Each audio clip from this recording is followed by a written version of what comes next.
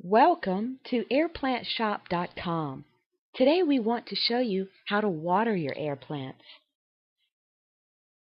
Watering air plants should be done at least once a week. You can mist them with a spray mister, but the best way they're going to get their nutrients is by soaking them in a water bath, lukewarm water. So collect up your air plants and let's get started. So what's the best water to use? Most people agree that rainwater is the best. It's nature, it has nutrients. If you have a simple way of collecting up rainwater, then do that. If you don't, the second choice would be good bottled water that you drink, or filtered.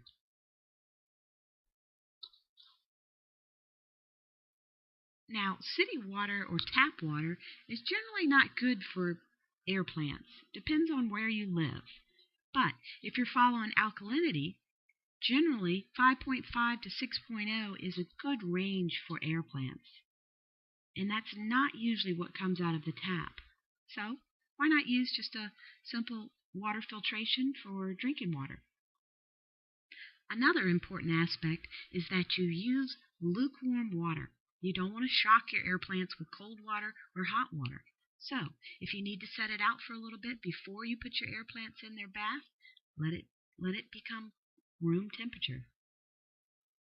When your water's at the right temperature, simply add your air plants. Dip them in the water, down in, soak them, because air plants take their nutrients in through the water. That's why it's important to have good quality water that has nutrients in them. Distilled water would actually kill your air plants because there's no nutrients left in distilled water.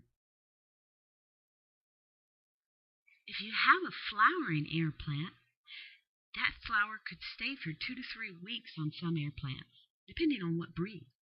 And if you dip that all the way in the water, you might lose it prematurely.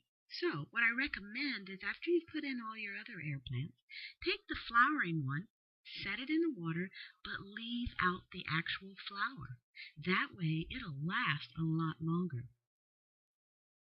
And here's an important point, and it's quite often why a lot of people lose their air plants.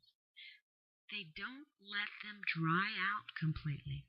If you can imagine, they lived in an arid climate where the heat and sun and then a big deluge of rain came, and then they dried out completely. That's what you want to do.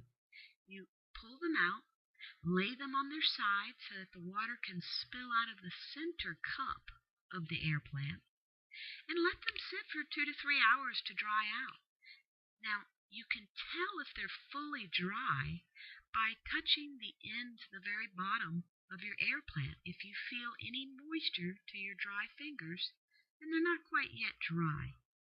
And this is important because water can settle into the cup of that air plant and cause rotting. And that rotting will spread and eventually kill the air plant. So, let them dry out completely on their side in an arid area if you need to. Then you can return them to their artistic pieces or the shells that you might have them in, or terrarium, because these enclosures will cause more rot if you don't let them dry out completely. So make sure they dry out completely and you're good to go. Now if you do find any brown rot spots, peel that back, peel that off, and that will keep it from spreading. Now here's another side note. If you're going on vacation for over 2 weeks, then you want to actually soak your air plants for like 12 hours right before you leave on your vacation. Then, when you return, you're going to do the same thing. Soak them again for 12 hours. That's if you're leaving for over 2 weeks.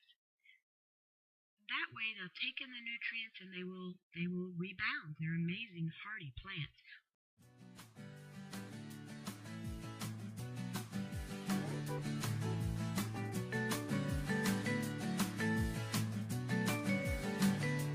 Walking my old streets again.